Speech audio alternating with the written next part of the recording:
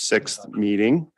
Welcome, everyone. Let's start with public input. Do we have anybody online that would like to speak?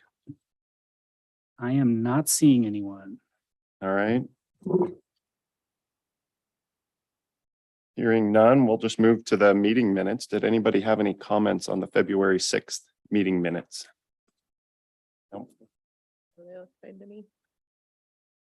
Would anybody like to make a motion to approve the meeting minutes as distributed? Can you have motion to approve Monday, February 6th meeting? No. Second. All those in favor, say aye. Aye. Aye. Any opposed?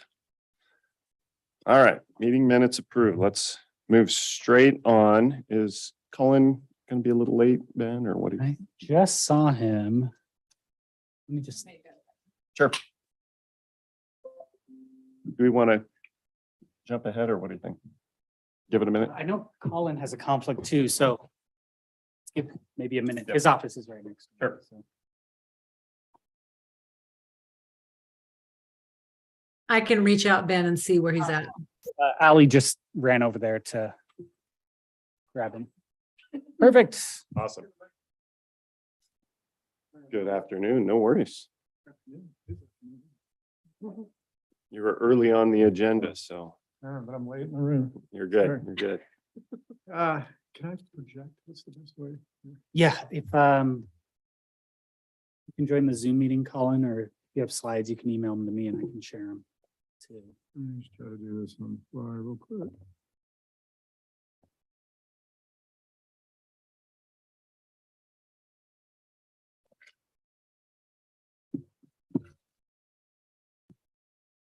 And to refresh everybody from last month, permitting's been on our topic list at BDAB for years, as long as I've been on BDAB.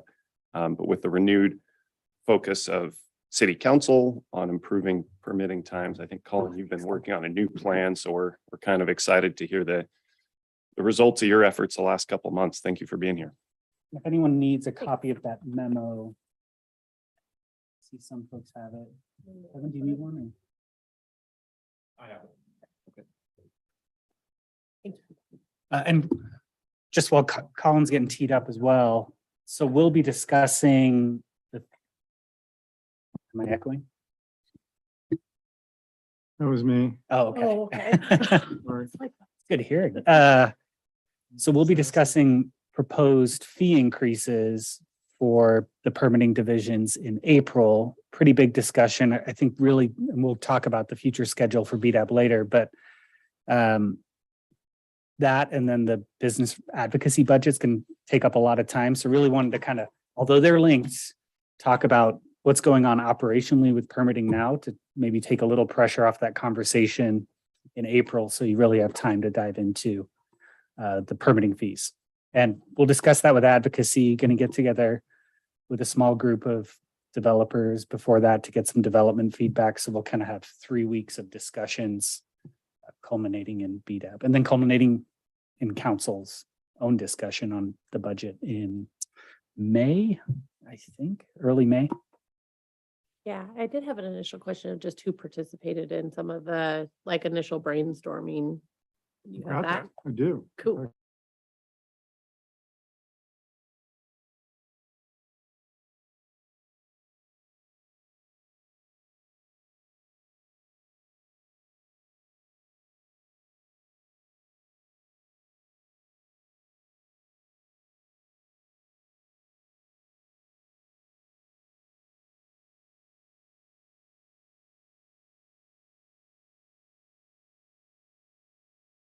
Ben, I cannot hear anything.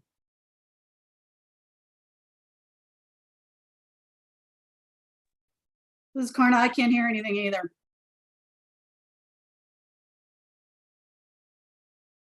I'm gonna call him right now. Don't.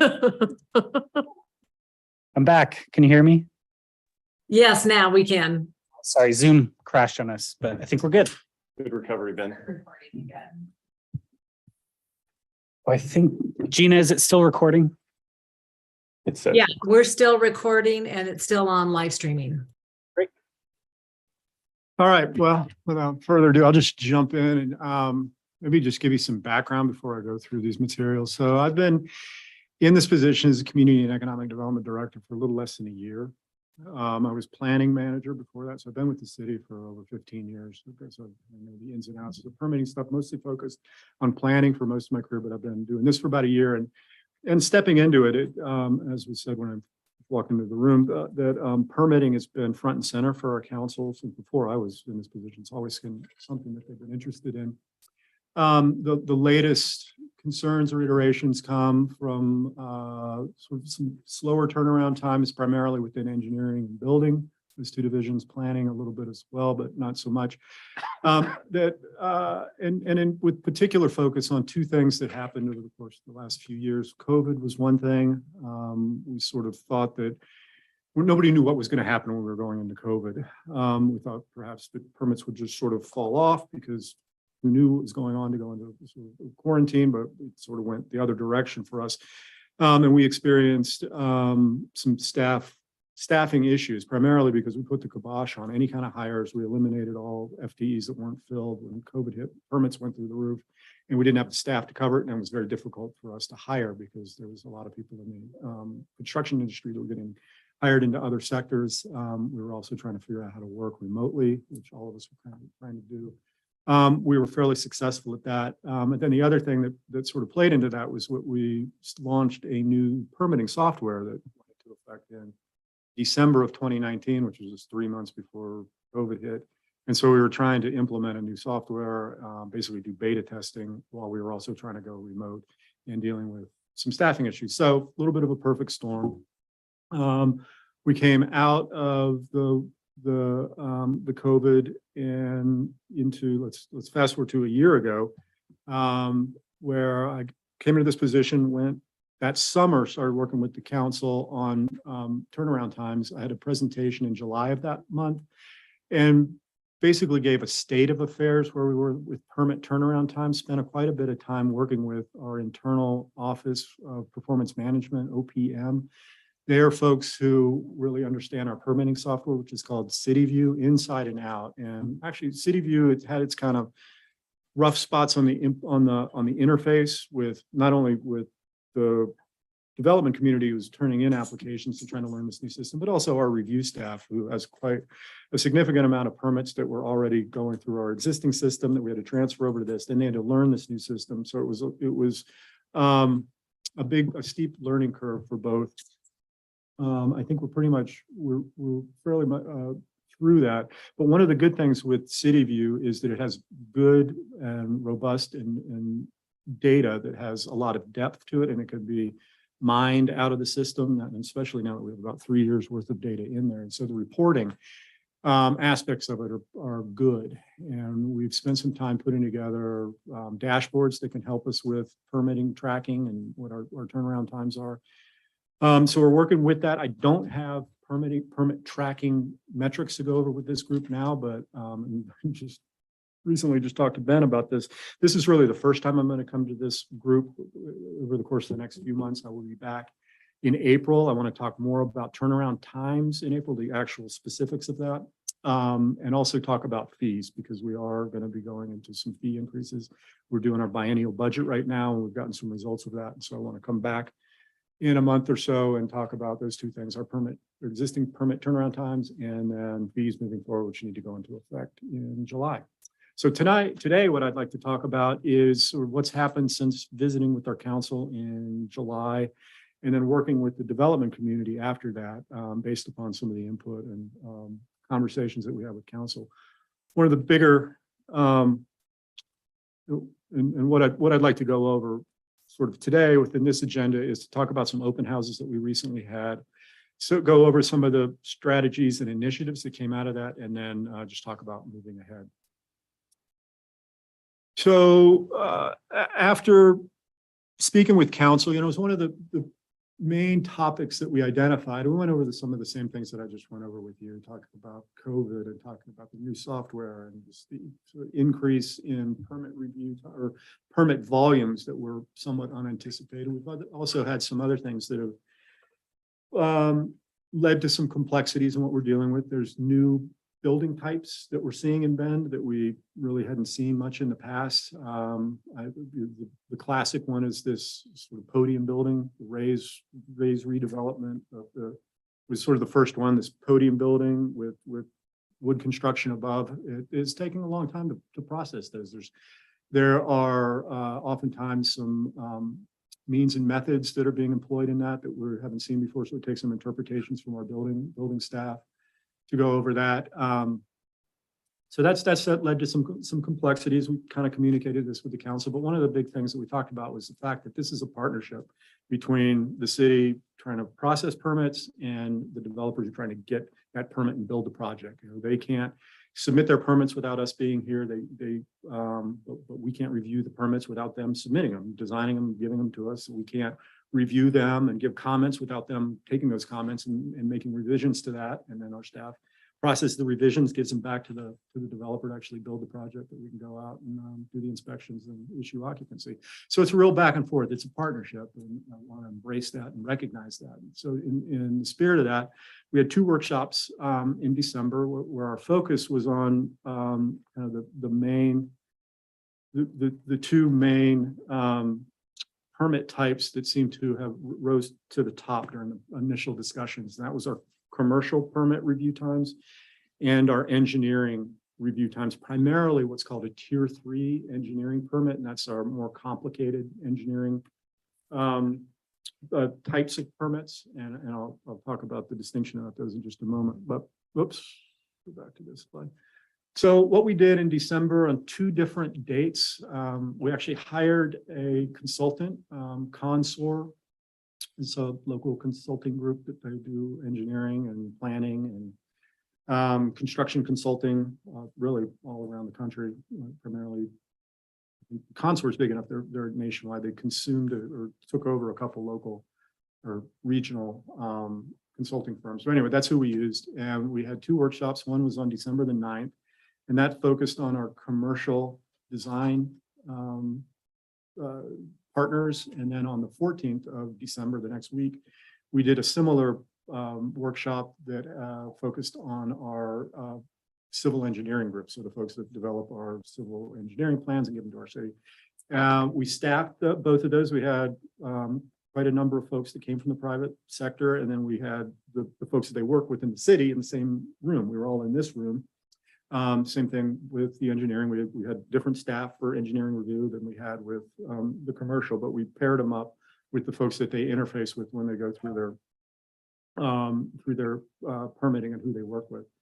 And this, I know it's kind of hard to read, but this kind of shows on the left side who participated from the development community, and those are on the right side who was in the room for the city. And to be honest with you, I think they went really well. Ben was in there. Yeah. I think Allie was in there for some of them. There's some folks in the room.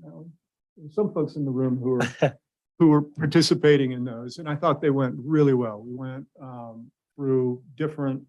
But actually, our consultants contacted a number of the participants on both sides, both the city side and the private side, to go over anticipated themes. They would talk to them about what they thought, where they thought the meeting should go, and they developed an agenda based on that. And then we went through that agenda when we met with the 2 groups, and the flow was pretty good. I mean, it was mostly just kind of talking about what I just said, is this is a partnership and how can we work better together. So it really was a back and forth about, they provided what they thought were good ideas for the city. We said, okay, we have some good ideas of what we're seeing on our side about how you can help us turn a permit around quicker as well. And so it was a very collaborative process. Our consultant took notes and then issued a summary memorandum that I just gave to Ben today, and he's going to distribute it to this group. And I used this, what the consultant gave us, to develop the memo that I presented into council last month, or I guess it's been 2 months ago, in January on the 18th, which I think is part of your materials for today. So the memo that was part of your materials today that went to council distills a little bit further what came out of here, even though this gives more background material, so you can have access to both of those. Any questions before I go through sort of the guts of the memo? Sure. Curious if you had to go through public process to hire a consort, or you just sole source the work? We sole sourced it. It was below the threshold. It was a direct point in the interest really of time. So with that, just go through the initiatives that we're going to work with Building Safety Division on. In fact, we're already in process with these, and I've got just real high level titles on here and when we anticipate the implementation of these to be complete. And the quarters are based on the calendar year, so this year. So we see a Q1, it's like the end of this month is when we want, and Q2 is the end of June.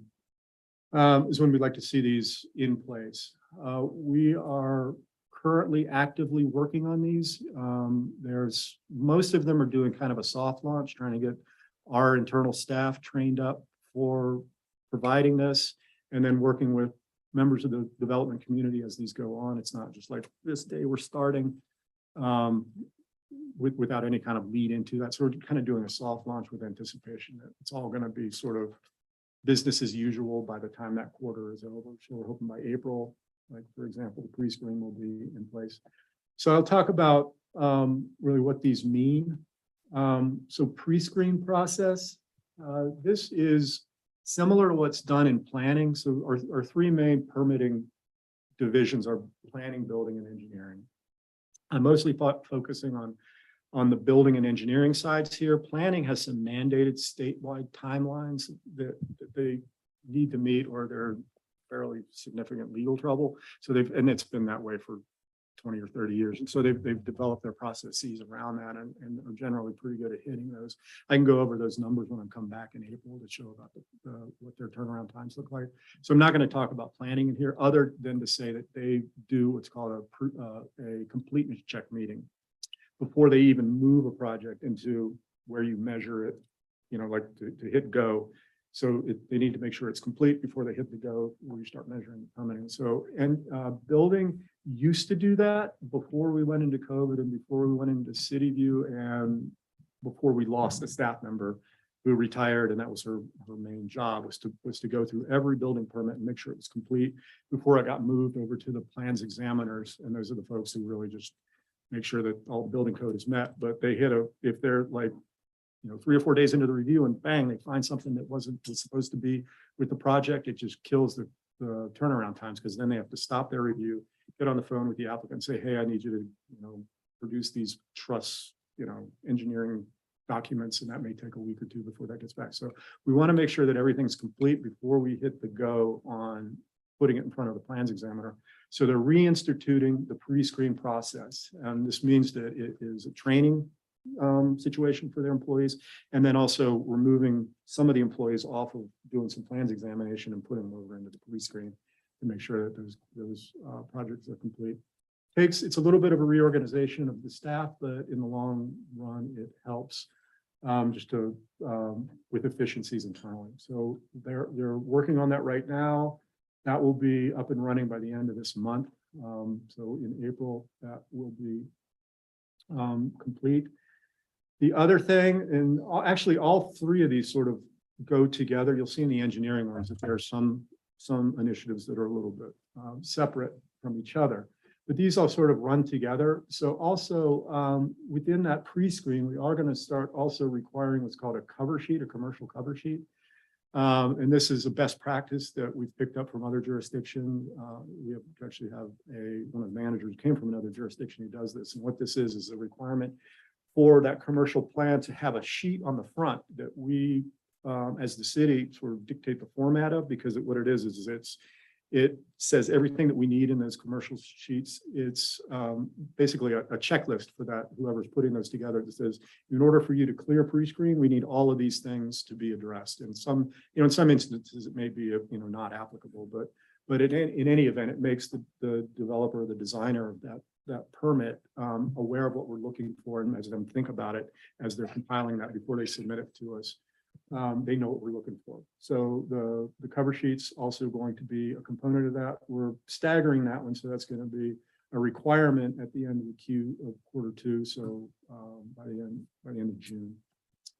And then I think a really important third part of this initiative is to use that pre-screen process as a ability to put all the commercial plans into one of three buckets. And this, you'll see this is what we do with our engineering permitting. Is in engineering, they call them tiers. We're going to just call them tracks for building safety, for lack of a better term. But rather than having all the permits go into the same hopper and then having the plans examiners just pull from the bottom of that, depending upon, regardless of the complexity of that project, we're going to say, okay, let's create three tracks. So there's a track one, which is going to be a super simple permit, maybe like an internal TI, a tenant improvement. So the plans examiner is doing the pre-screen, says, hey, this one's easy. We can get this one out of the hopper. I mean, from my ideal world, this plans examiner is a plans examiner, so they could potentially sign off on that, just pull it out as pre-screen sign off and say, verify at inspection. This is kind of my dream, that we just get a permit, say we're going to verify compliance at inspection, let that one go. It's out of the loop. It's out of the queue, and we're freeing up capacity right there. The second would be a little bit more of a complex, but not a super complex one, maybe a small addition or a TI with some, plumbing or some mechanical equipment, something that's going to have a little bit more complexity. I'm thinking more like an addition onto an existing commercial structure. And those then also have their own track. It maybe jumps the queue a little bit, but gets in front of a plans examiner and then get it out, because this is easier to do. And it could even be an existing business that it really just needs a window of opportunity to get in and do this work up, open it up, close it up, button everything up. And then have the third track as being the most complex, kind of something you would consider to be an obvious commercial project, like a new 3-story building. It's going to, it's going to be a lot of sheets, a lot of time with that plans examiner. But we all understand that is a big project, needs to go to a plans examiner, but it's not clogged up with those track ones and track twos in the queue, that when somebody pulls from that bucket, they know what they're getting into. So this is where these are the three initiatives that we have going for the building safety division. We want all of them done essentially by the beginning of next fiscal year, which is in July. So end of the calendar year, Q2. Any questions on this? Yeah, let's Yeah. pause there. Go ahead, Jeremy. The new construction track 3, is that where these more, not that they're new typologies, but new to bend typologies, like a concrete podium? Yeah. That would fall into this bucket as well. Yeah. How does that address, though, what I understand the issue to be, where there's just not familiarity with that building type, and so it's taking the plan checkers longer to review those plans? Well, I think given where we are now, there is more familiarity with that with our in-house plans examiners. But that is a good question, because we do now also have a third-party review. We have contracts for that, where we are farming out some of our more complex things. In fact, we've got one of the podium buildings that we have in-house is with our third-party reviewer right now. It's the one that's going to go, I need to break it gently to everybody, but Spoken Moto is going to go away. It's going to move. We're going to talk about that later We'll talk too. about that, but Yeah. on that site, Yeah. we've got a Yeah. fairly large commercial building that's going to go in, and that's with our third-party reviewer right now. Feel like you're Um, not breaking. I You're didn't okay. think I was. You There's a guys- happy ending. Yeah. It's spoken, yeah. Will you Yeah. have a team working in each track? Like, how are you gonna be confident that the new construction, because it's the most complex, doesn't just continually get kicked to the end while you're trying to move the other things through quicker? Well, those will generally go through plans examiner 3. I'm not going to use them for more of the TIs and stuff. So there are, Assigned to different people. yeah, essentially, there are okay. different people have different certifications Okay. within the planning division. And so it's sort of intuitive if you were to see it in paper, written down, but there's plans examiners 1s, 2s, and 3s. And certainly, just like any other business, you give your most complex to your most experienced and highly certified place. And so we just need to make sure that we have a good balance to be commensurate with the volumes and complexity of what we're getting. Along with that same question, I was curious, so does one person review one new construction project by themselves, or does it take multiple people? It can take multiple. Usually there's a lead, but I mean, there's a bunch of different things that are within a commercial project. There's mechanical, there's electrical, there's Mm. plumbing, there's the actual structural.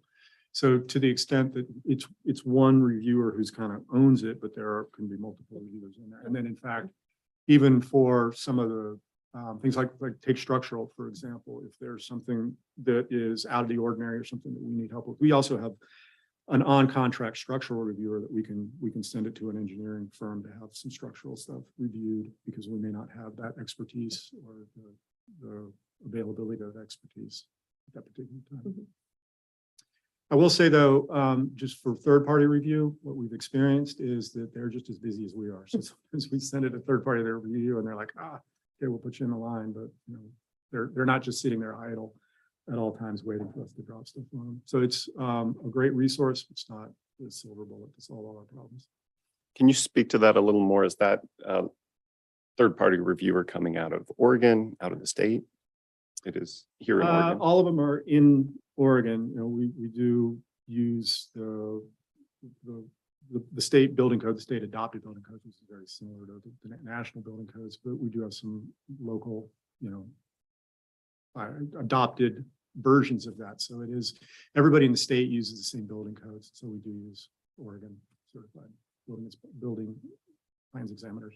That's been on my wish list for a long time. I think that solves so many problems with the variability of permit volume. It solves problems with complexity and typology being different than our local staff have. So I'm glad to hear you're using that on more complex jobs. So it sounds like the track one is, whoever the intake person is throwing that forward. Track two is also very, very simple. And then track three is the entire bucket.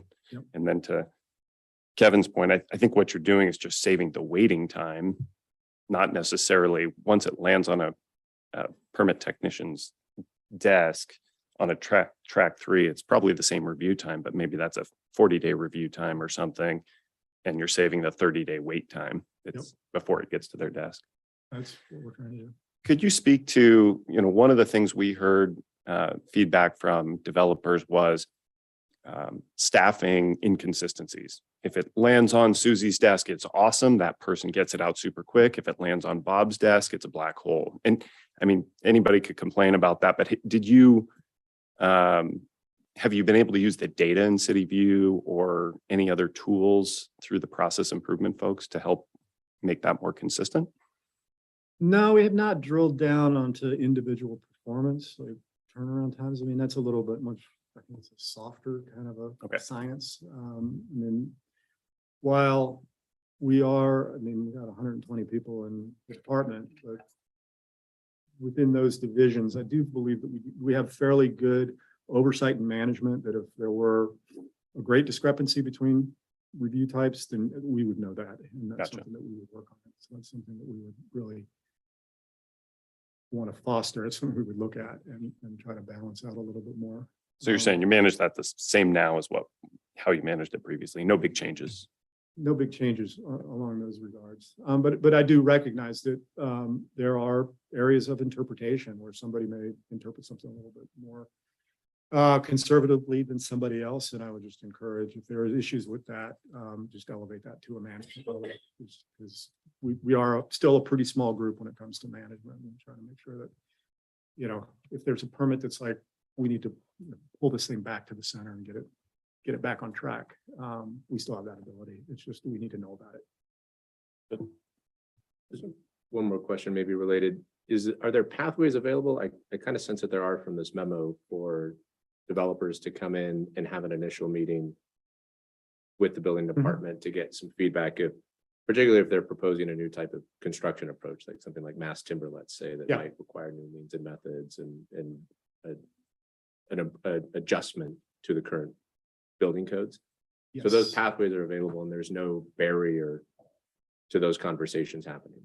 No, and in fact, that was part of the conversation that we had with the commercial group that we met in December, was it was identified by our partners on the private sector, where it's like, if for something like mass timber or other alternative methods and means, where they want to go down a pathway, but they don't want to go, spend 3 months designing it to just as a waste, and then come back and say, oh, we're not going to accept that.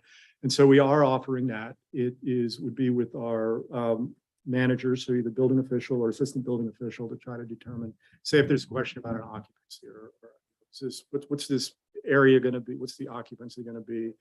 Fire suppression, what kind of fire suppression they need in there, et cetera. I mean, there's a lot of details that it would be good to know that ahead of time than to come out once you've got a full plan set under review and saying, hey, you picked the wrong path to design this for us. Right. So that is something we do offer. I didn't put it up here, but we do offer that. So I would contact Joe McClay if there are any. If there are any questions about that, or you want to set one of those up. Yeah, I found another jurisdiction that create more transparency around the availability of that meeting type to happen, that it's generally really well received and actually gets tapped into by the development community pretty heavily, because it's a way to kind of fail fast, Yeah. or at least get initial feedback and then readjust a strategy to get a buildings project back on track. So some thought might be given to how can we create more exposure to the availability of this service to the development community. That's a good suggestion. And you'll see in the engineering initiatives, that's one of them in there as well, that I actually wrote down. But it is available. Cool. I'm interested in your history, Jeremy.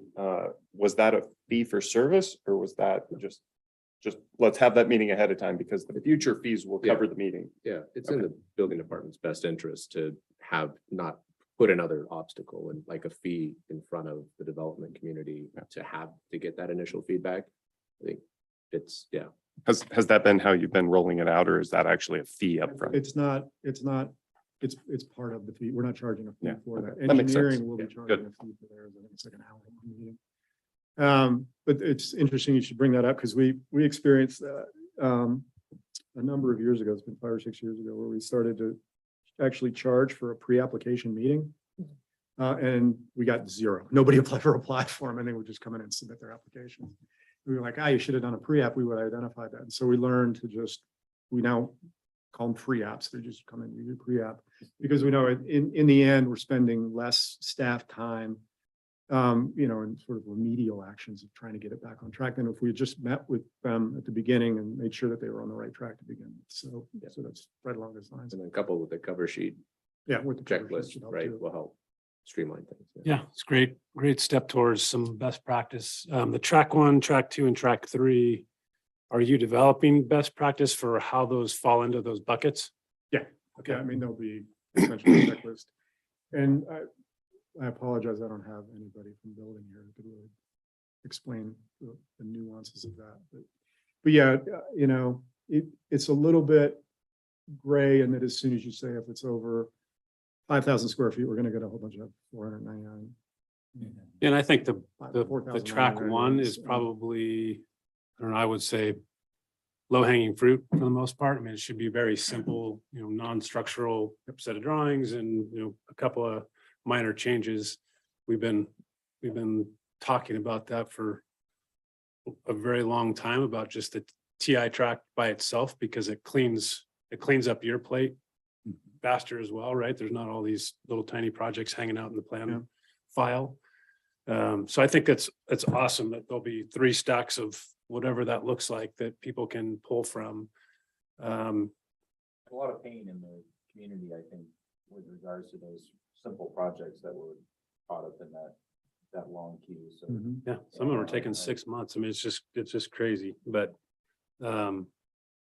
step in the right direction, and definitely appreciate that you guys are working towards those things. On the pre-app stuff, we've been doing that for a long time, but as you're talking, what we don't have is kind of let's call it like a mid review. When we have a project right now I'd say it's fairly simple. It's been in the building department for a year, and I don't know where it's at. I mean, we don't get like a really good feedback. And to me, and I'm not the developer, to me, maybe something that comes in and gets more complicated as you guys start to look at it, to actually call everybody in to the table and say, hey, we're going to spend hours trying to sort this thing out. quick 1 hour meeting to get everybody kind of on the same page. Maybe they leave with some homework to do, whatever that is. But again, just in an effort to sort of streamline your processes, I feel like the pre-app process is fairly good, but when we're sitting at that table, we don't often get into the technical aspects of a project. It's generally like, can we phase this? What's it going to look like from your side if, we need to get in the ground in some amount of time that we know is going to be challenging for you. So we're looking for, kind of a partnership to say, can you help guide us on how to get there quicker? Which is always, you guys have always been great, and the snags have, in my experience, come from the design community side more often. But anyway, that mid-level or, a month in kind of review with a team might be something to consider, because I feel like that's a missing piece right now that, I can talk to, it's like the telephone game, talk to 3 different people, the designer, the developer, and somebody else that's involved in those things. And often nobody really has an answer, for a comprehensive answer for where we're at. Right. So, and getting in city view is complicated.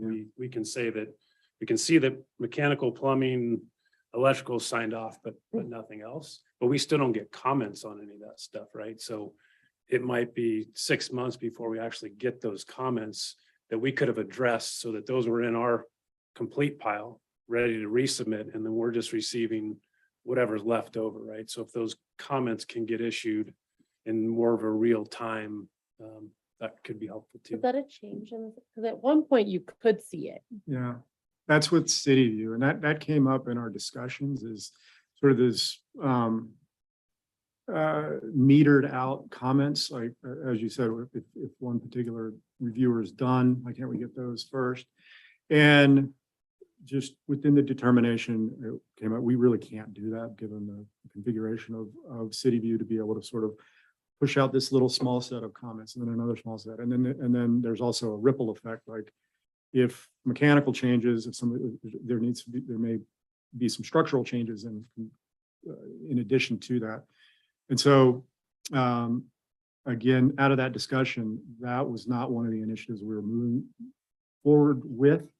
But I do have a question for you there. So rather than that, what about a meeting like with, or at the same time as the first round of review comments came out? Yeah.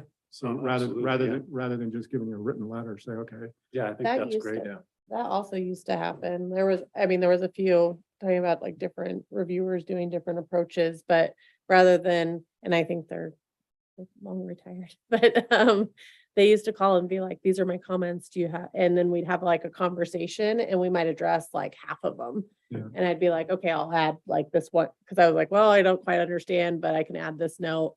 And they're like, yeah, that's great. And so then you'd move on and you might have one thing that's actually an effort, and then the rest are really just how it got communicated. yeah. Um, So I think at the end would be, may not address what you're talking about, where it's like in this abyss of time, but if the time is faster because of the rest of the monitoring and the tracks, then maybe that's not as big of an issue. And once you get review comments 1, then it's like, okay, we're all on the same page. This is how we can approach it. We're your advocate. We can be your advocate, especially as a GC, because we're often caught in between the designer and the developer. Right. I'm trying to facilitate, and when we see a project at cocktail napkin phase, right? We take it through design and we have conversations about review times in whatever jurisdiction we're in. And we can be fairly certain about those things and commitments from that team. So our job generally is to help herd the cats along the way, right? Hey, we need this information from structural so that, architecture can finish what they're doing, and, on and on.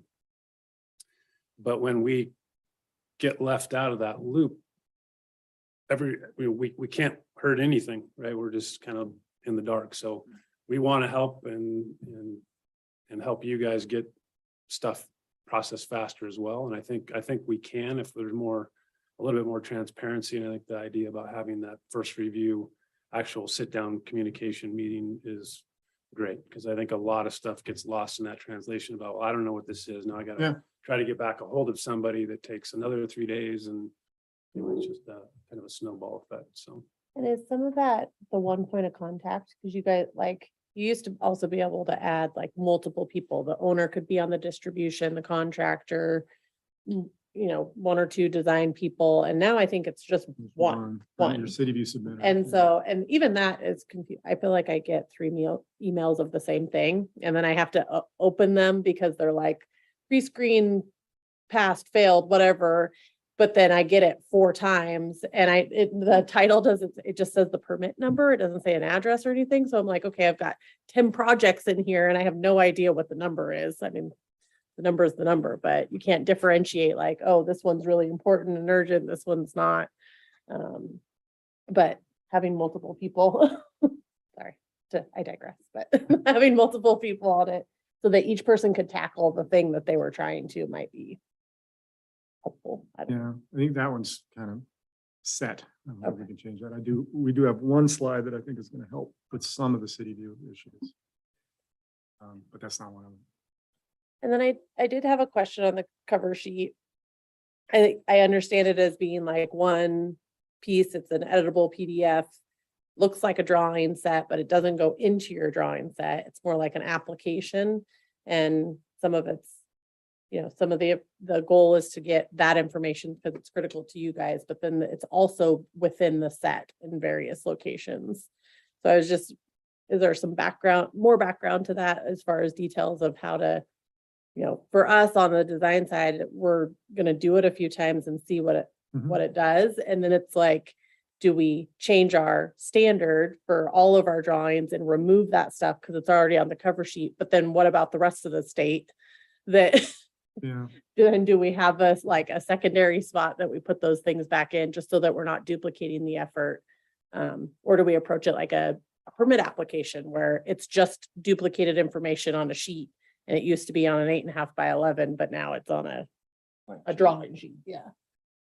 yeah, I don't have all the details on that. I mean, from my understanding of it, it's going to be unique to each project and it's going to be essentially on the front. I mean, it could be the electronic front of the plan set, but it's going to be unique to that project and go through, you know, each of the submittal items is going to be,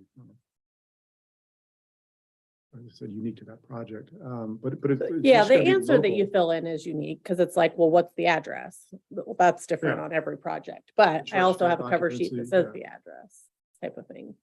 So just the approach to it, I guess.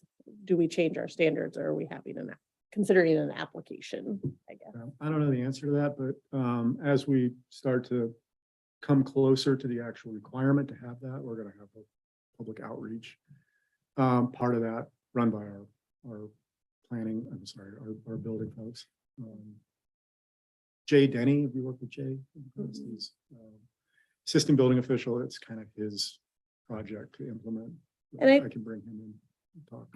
Honestly, I don't have it, like, as far as it being the content, I think that that's what we're requesting is totally fine, but I think what was confusing is like, it looks like it belongs with the drawings, and then we have city view that we're filling out things electronically. We don't have applications anymore.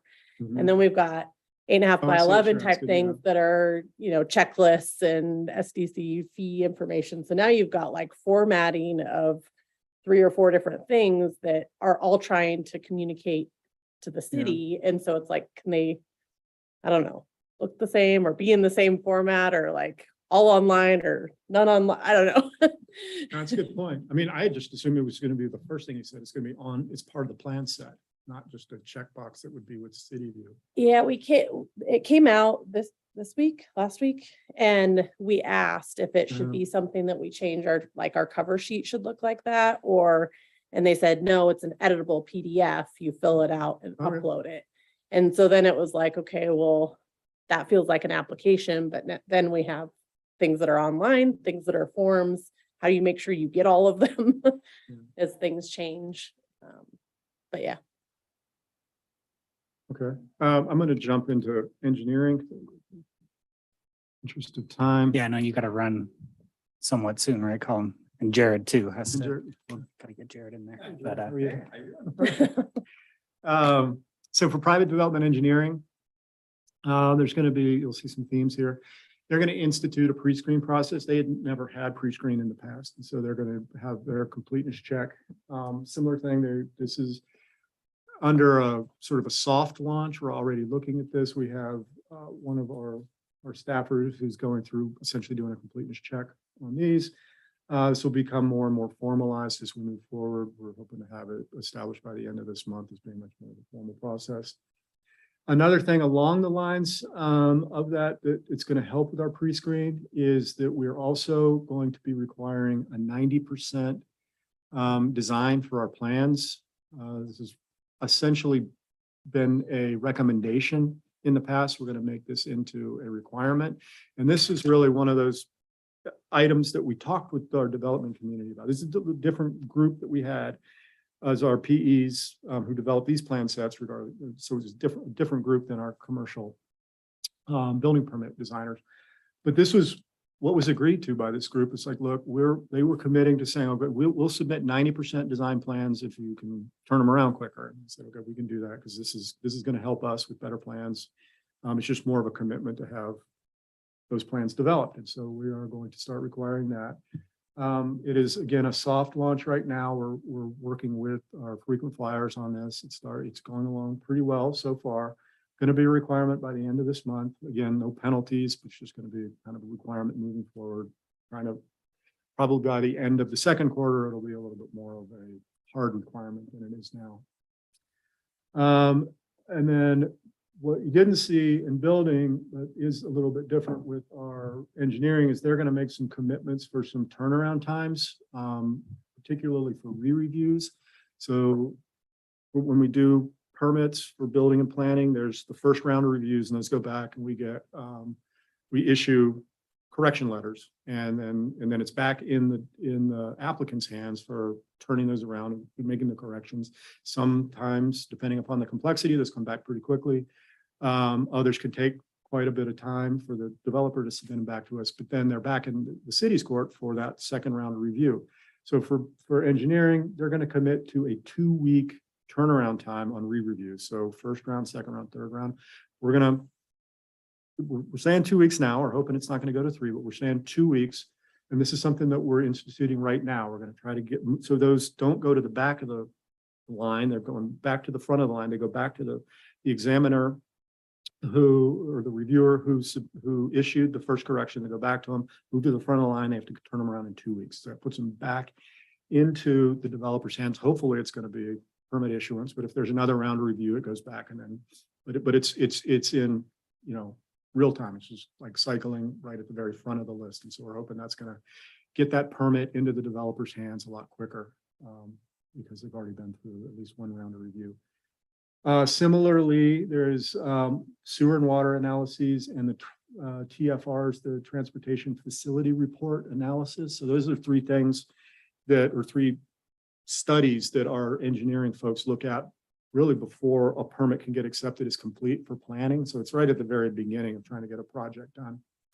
And they can hang up the planning submittal timelines if our engineering folks can't get the comments on those to the developer / planning in time. So we're making a commitment to turn those around within 30 days, which is quite a bit quicker than we have been doing them in the past. Mostly because we understand that there's a lot waiting on these, so we don't want them to be sitting at the bottom of the queue. We're going to move them up because there's a lot of still process ahead of these, waiting for these to get done.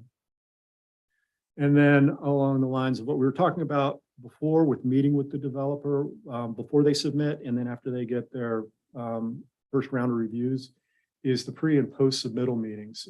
This is something that we're going to formalize. They have been doing with engineering on a very informal basis, but this is going to be much more formalized, where a developer could just schedule this meeting, you get the reviewers that are going to be looking at it or have looked at it to go over any potential oddities in the submittal or something to think about that, a designer could say, you're going to see this and it's going to look weird, but here's why we're doing it this way. And so to explain to our staff why something was designed that way, that'll help things go smoother. Likewise, when they get their round of reviews, first round of reviews, if they have questions about why something got called in the review, they can ask our review staff why, and they can brainstorm about how to address those comments on the resubmittal.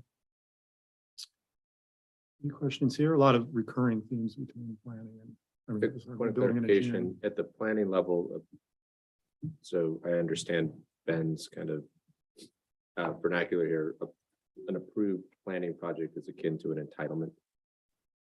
People could call it that, yeah. Okay. for Like a zoning permit or planning permit, yeah. Yeah, okay. But yeah, that term entitlement is used fairly generically. It could be a building permit or. an Right. engineering permit. But yeah, so the way it works here is, we do allow concurrent review kind of at the applicant's risk in case anything gets changed. But the place that is most likely something's going to get changed is the planning review, because that's where all the due process takes place. That's where the notice gets sent to the neighbors, potentially public hearings, appeals. And so that's where kind of the messier part of like where things are going to get arranged on the site gets figured out. So you could submit engineering permits along while those are under review. Same thing with building, but if something gets moved, it's going to have a lot of ripple effects. What, curious, just at that planning level, I know you're following state guidelines. What kind of feedback do you get from the development community about that process? I know we're not here to talk about that specifically today, but I'm just curious. We're if here to. that's usually a messy part of the process in other jurisdictions. Yeah, More so than the building department, getting hung up in the planning and entitlement approval process. Is there Yeah. a stickiness here in getting projects approved at the planning level? I mean, I would say yes, but a lot of that is. Gary has an opinion. Yes. Yes. Yeah, the engineering has, especially over the past couple of years, been, I would say, more sticky than the building side. Seems like the stickiness though is like things being, I was talking to Ben, it's like, it's black and white. There's a way to interpret it and there's the way that it needs to be done. And there isn't like a middle ground of like, this is the goals that we're trying to achieve. Like we need more housing or we need X, Y, Z. It's like, I want it this way because this is the perfect way. We'll have all the infrastructure and we'll have all the things, like we want all the things. Sure. It's, gets to be. I think that's where there's like reality somewhere in the middle versus black and white. Yeah. I mean, and the one thing to just talk about the planning process is it is almost by design a little bit messy because you've got the due process. There's the neighbors are involved. When you're into engineering and you're into building, it's just the owner, Right. the applicant and our staff. There's really that whole element of like public hearings and comments that people are trying to, submit into the record just don't exist for those steps, but they do for planning. And I'd say, the wide majority of planning applications probably sail through fairly, with minimal problems that way, but other ones really can get hung up in it. Just some recent. Be on ones the we've west seen. side or the east side?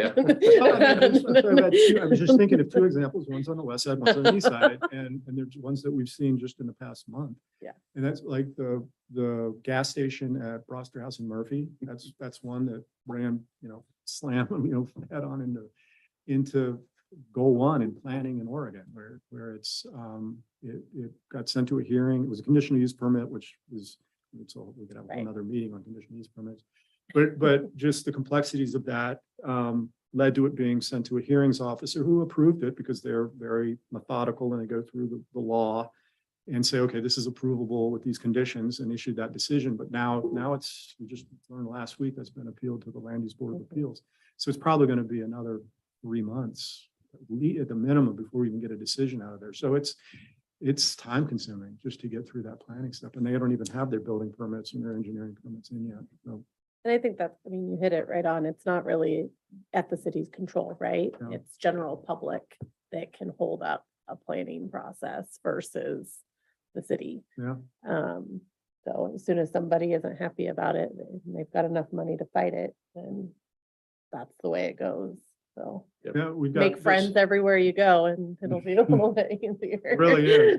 Knock on doors before you Right. submit to the city. We have, and the other example is Bachelor View Road. There's some subdivisions that are taking place out there and a lot of unhappy neighbors and appeals to live. I think there's at least 2, if not 3 pending appeals on those. There's 4 subdivisions that are under they're different timeframes, but in some form of review.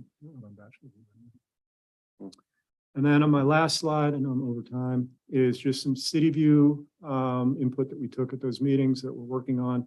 One of them is the bulk uploading of application files. That's something that we can do, so that when you're submitting an application. Yeah, and I think you, I've never actually done, I've heard other people do it. I've never physically actually done it, but yeah, it's like each sheet you have to. Right. Basically upload. Yeah. We do have a path to success on that. We're working behind the scenes to make that a lot easier. Should be done by the end of June-ish, July-ish. That should be available. We also heard that a similar comments about the downloading. So once you do have an approval, if you want to download them, that one's a little bit more difficult. We're working with our vendor on that one. So that's why that one's TBD, to be determined on when we're going to be able to make that one work a little bit more efficiently. So that's what I have to present. Final questions? Thanks for the presentation. When you come back, I would love to see the numbers again. Just For turnaround time? turnaround times. Yeah, yeah. I'll have that as part of it for sure. The ones on the website are from the last time you presented to us, The right? ones From on the last year? website are updated monthly. They So, update monthly. yeah, Okay, I so wasn't sure from. February numbers should be on there. I'm working with OPM, that's the Office of Okay. Performance Management, to make those a little bit more, like update, refresh daily. So you'll have like a month to date also. Yeah. For those of you who go to COBA and go to those meetings, if any of you do, we're gonna I do a presentation with them at their monthly meeting on turnaround times. And that's a week from tomorrow. We'll be talking to them, but I'll be back next month to share with you. They're nice to have online. And they're available online. Appreciate your work on this. Thank you. Thank all. you. Appreciate your attention. Thanks. Thanks, Colin. All right, Jared, OSU Cascades. Welcome. Thanks. We had a presentation from Kelly Sparks, I think toward the end of last year. I think so. Yeah. And then Jared and I had coffee a few weeks ago and I enlisted him to come back since you've all asked questions about this. And while we have a gap too, Kevin, I got from the folks they asked if you could point your mic. Just in case you have questions. I was eating chips. I was Yeah. trying to get that I figured, through yeah. the, thing. There we go. Okay, so thanks for inviting me up here. Jared Pantilla, Associate Director for Capital Planning and Construction, OSU Cascades. As Kelly left throughout the summer, she had so many things on her plate. So it's been kind of divided out amongst a number of us. This is a responsibility that I've kind of picked up along with a few of us internally who are working on it together. So there's different aspects of it that I would refer from an expertise standpoint to other folks.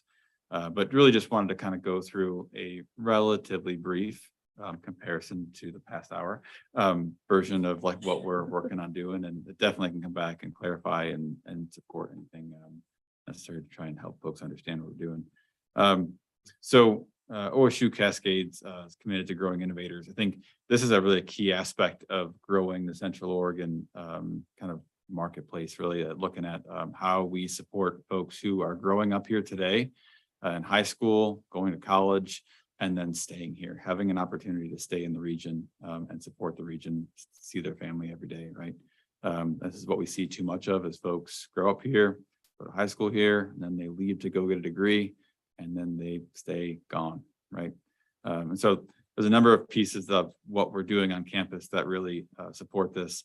The ones that I'd really kind of focus on today is Innovation District, Innovation Hub, Innovation CoLab. There's other aspects of the other items up here that really feed into this, but so our academic programs really trying to build those that align with the economic development of the community and what things are moving forward in the community. So different pieces of our programming and degrees we offer working to align to that. And then we're also working to align the overall campus physically to those programs and those aspects that that really drive economic development and support the Central Oregon region. So then it gets to the question, what is an innovation district? I think one of the keys to focus on here is there's a couple different models of this. The anchor model really is what we're probably shooting for, the closest thing to it. That's really tied exclusively to the university. You come to the reimagined township model, really, that's usually often driven by a city trying to support maybe a economically disadvantaged area or an older part of town and kind of revitalizing it. Then you get to the science park model. Oftentimes, many universities or one university that has a space that's off their campus that they're supporting from an innovation standpoint. So we're really heading down that path of an anchor model, since this will be associated directly with our campus and on our campus. So then some pieces of this I think that are really important is looking at the impact that innovation districts can have. So oftentimes we look at this and say, well, how is this different from an office park? How is this different from just kind of locating a number of multi-use commercial spaces together? And I think it's the close-knit tie to the university is one aspect of that, where folks have access to our research and programs. Additionally, they have access to our students for interns. So you have a ready workforce there. And then one of the key pieces of this is the innovation part of it. I actually just got back from Association of University Research Parks spring training in Arizona. It wasn't nice there. It was cold.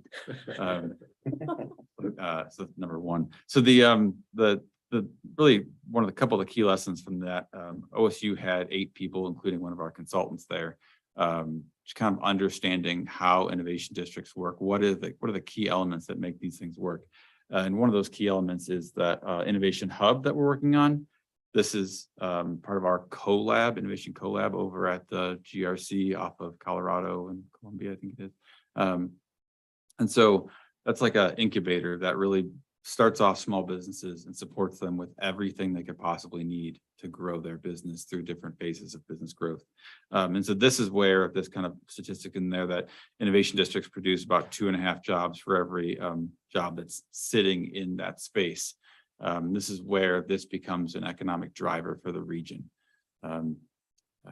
It has an incredible ability to grow because as small businesses grow in those spaces, they tend to stay in Central Oregon. So you grow from 2 to 4 to 8 to 25 people, and you keep doing that. Many innovation districts we've talked with across the country, some of them quite large, some of them still small, have anywhere from 5 to 20 to 70 companies that they're incubating as they move through those different phases. So what really drives an innovation district to be able to thrive in the ways I've discussed comes down to first the people and their workspaces, really driving getting people to interact with each other. So if you have a couple of these companies that are incubating and growing, they're chatting with OSU to say, where do I go get some legal advice of how to incorporate? Over here, we have a space. We have some folks who specialize in that, can help you answer those questions. Where do I get printing and marketing advice? Okay, talk to these folks. They have it. Either that's internal with our students or our professors, or that could be external with another company who's located in the innovation district or located in the city locally. So then making sure that the space that this is going to sit on is activated and curated is an important aspect to that. So you think about it, OSU does the science pub periodically, and we also do things on campus, activities on campus. And over the course of the next few years, as we develop the innovation district, we'll also be incorporating things like farmers markets and small concerts and things that get people to come out of the buildings in the innovation district to talk to each other, really making that live, work, learn, play district activated.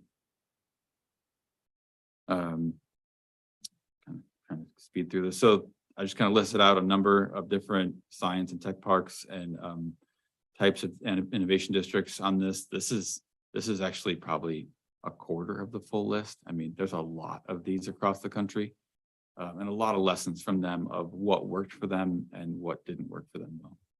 Jared, you sent me some of these recently, right? Is it okay if I share them with the group? Absolutely, yeah. Are there Interesting particular ones examples. you're modeling? I'd say at this point, we're still learning. So a number of, the reason I can't answer the question directly is because if you go to that URP conference, one of the first things they tell you, if you've seen one, you've seen one. Like they all are so individually different in different ways. So there wouldn't be one that we point to and say, that's the one we want to be like. I think there's ones that have aspects. So you look at University of Nebraska, Lincoln, they have a relatively smaller one. It's probably sized similarly to ours, but the aspects of their focus are probably not aligned with what we're heading towards. You look at like Aggie Square or I think the Mission campus and Mission Valley campus. And I would say from an activation standpoint, those really align to probably some of our goals of trying to get activities to happen on those campuses and make people feel like you can wake up in the morning, go out and grab your coffee, head over to just across the way to the building you're going to work in, head over to the university for a meeting with a professor, head back over to your building, go out for a beer with friends at night in the retail space on the ground floor, head back to your apartment at night, do a jog around the campus afterwards. So it's like this place that really keeps you kind of centered in that spot. Yeah, and I'm sure there are considerations to the town gown relationships. Not that this is like a highly urban environment, but you're developing an innovation campus around a residential community. So you have a town gown relationship that will be special. Right. If harbored the right way. Right. Right. Yeah. How inclusive or exclusive is the innovation center? So like, obviously people that are living there, working there, going to school there, that feels very much like a campus setting versus like it being located in a general neighborhood. And so like, is there boundaries there? Are they perceived or just or actual, I guess? Can I get to that in a couple of Sure, slides? yeah. Okay.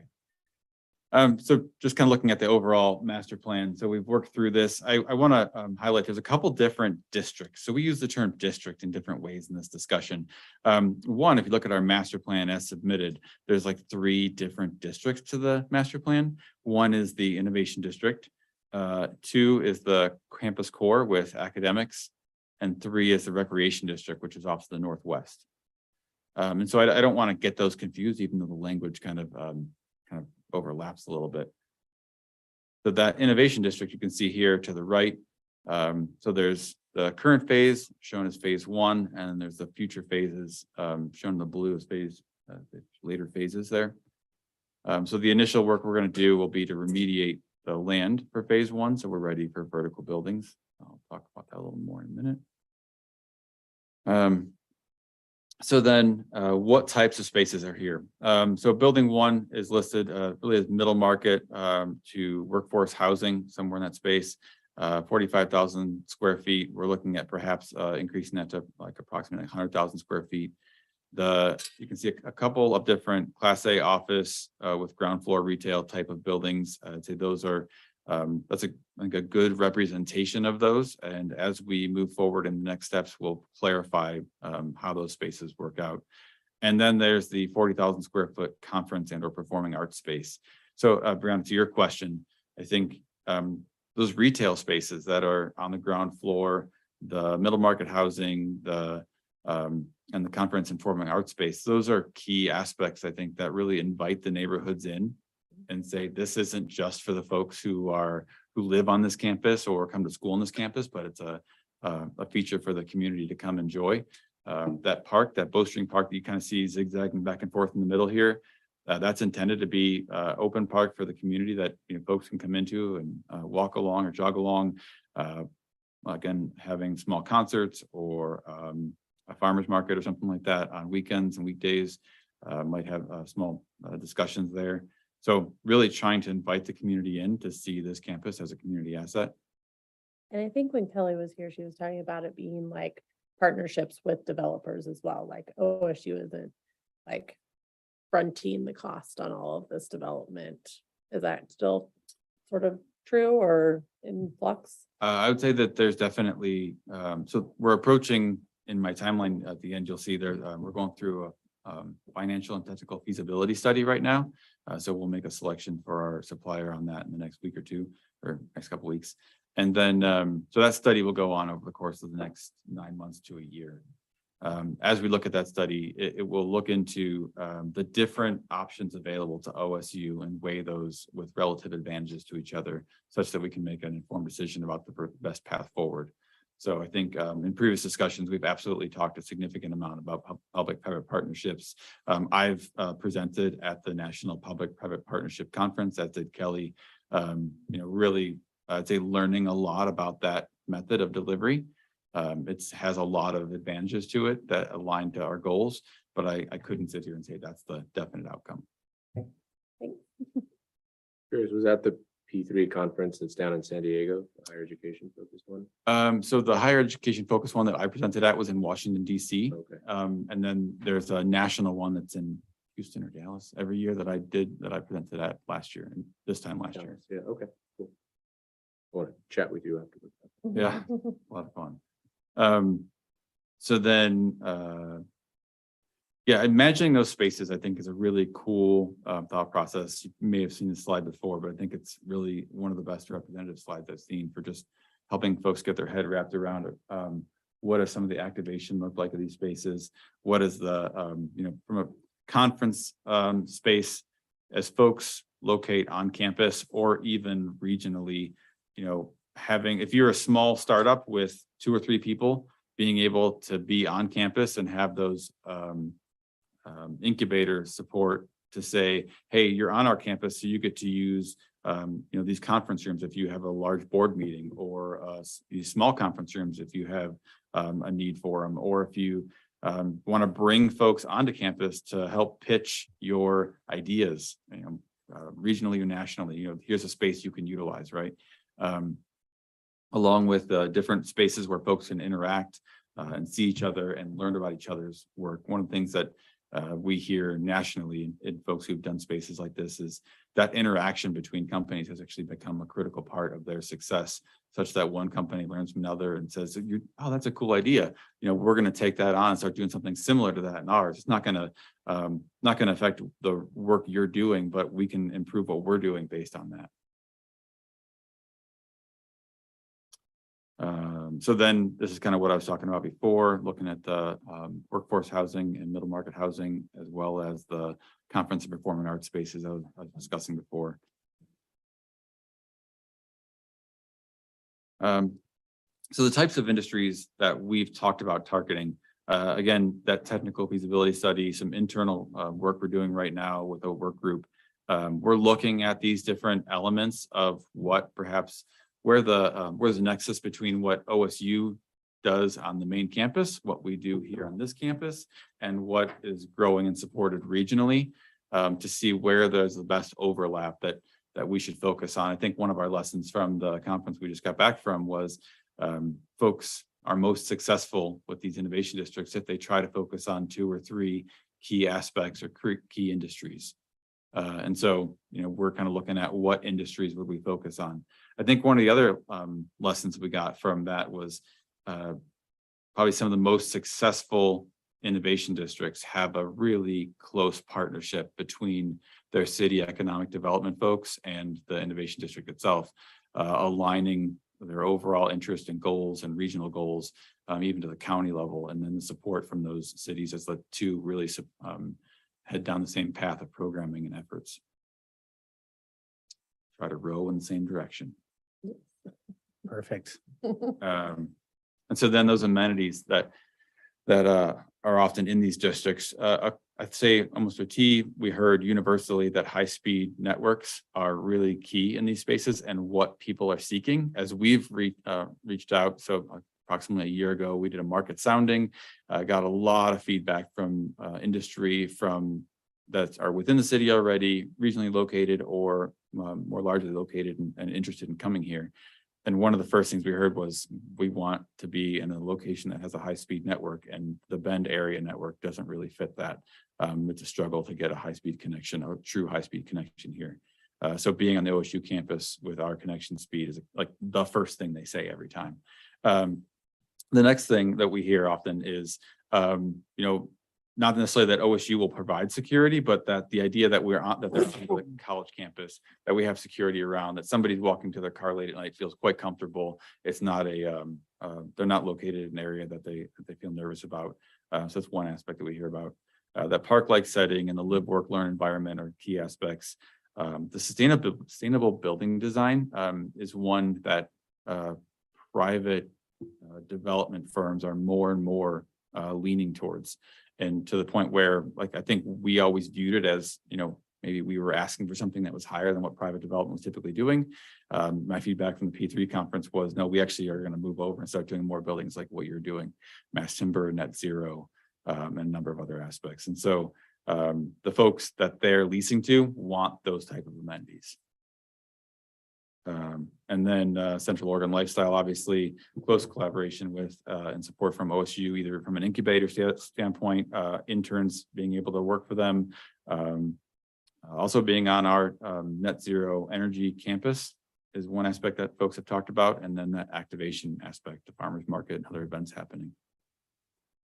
Or did you say net zero energy campus? Yes.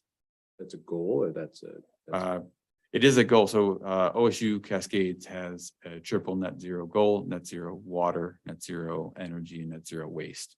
And so right now I'd say relatively on track to hit net zero water and net zero energy. Net zero waste is the tough one.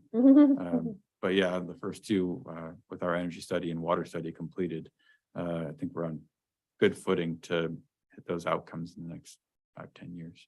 Fantastic. Kelly has her hand raised as well. Sorry, Kelly, I removed the video screen. That's okay. Thanks for this presentation. I'm enjoying it. I just had a quick question. It was actually on the previous slide about the industries you're going to target. I guess I'm just wondering, do you have a sense of like the demand and whether it's decreased kind of post-pandemic? I see a lot of these industries I'm thinking like, oh, a lot of those have gone remote or hybrid, and feels like the demand for actual physical space is less. Is that a concern at all or anything you're seeing? Well, it's one aspect of our technical and feasibility study is to kind of look at that.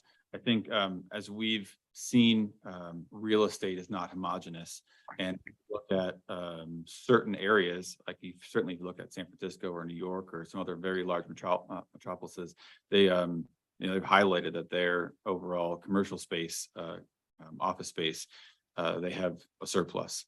If you look in the city of Bend, it's different. Folks are tending moving here. And I think as we look at, even teams like Google or Amazon Web Services, their folks are coming here. And in some cases, they're looking for a 2,000 square foot office where their folks could get together. They're not looking for 500 cubicle spaces where folks can sit in broad numbers, but small spaces where folks could get together when they are on a call together. Not that that's what we would target, but just I think there's aspects of that that are different depending on your geography and the size of the industry you're targeting. Yeah.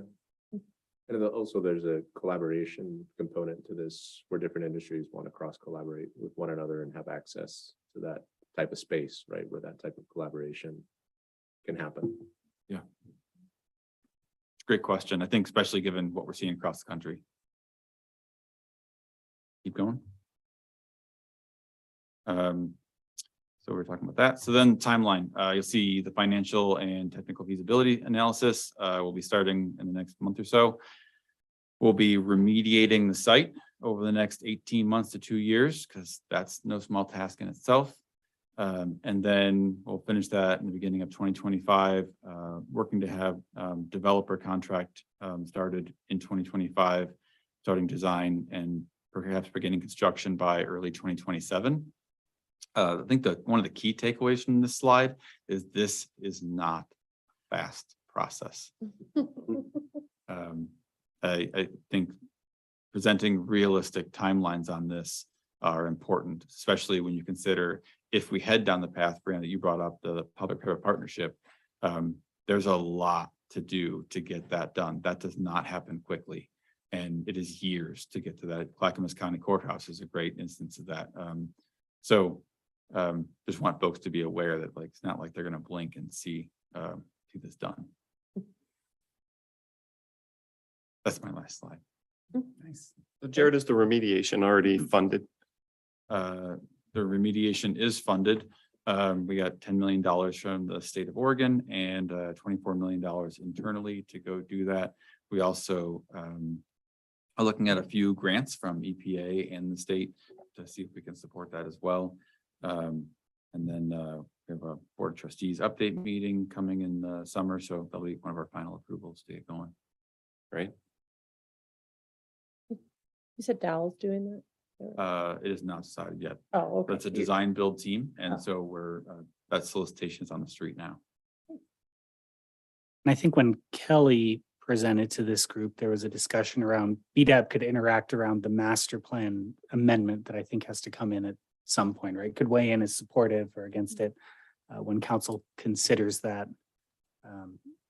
Maybe this isn't a question to answer now, but if there are other opportunities that I'm hoping we'll keep talking and probably drag Allison into it as well if she wants to. But yeah, if there's other opportunities for BDAP to engage. I'd love to I hear think how the there's- feasibility report comes out, especially like the workforce and how, like, what that identifies as the ideal situation and understanding how that would support what we're hearing.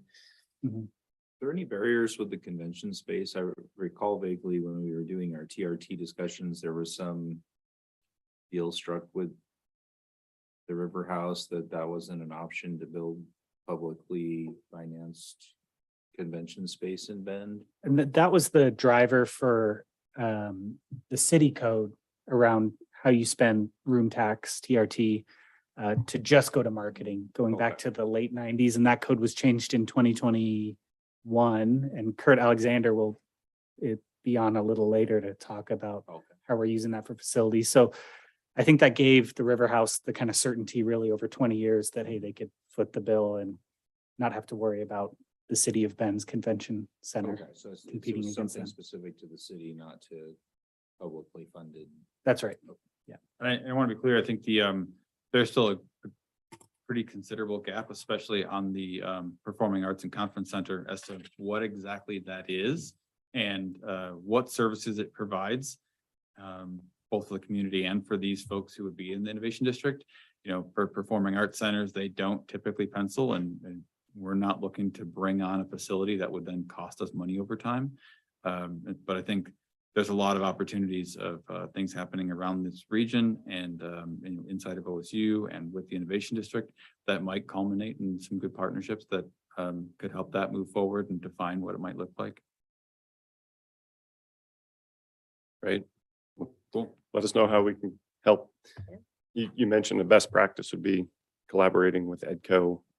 So however we can assist there too, we'd love to be part of the conversation. Great. Yeah, I think I think at this point in time, we couldn't possibly have too many conversations to understand what those overlaps might be, and what directions, the county, the city, EDCO are pushing that, we can make sure we're rowing in the same direction, especially as we're starting to plan things. Great. Thank you. Thank you.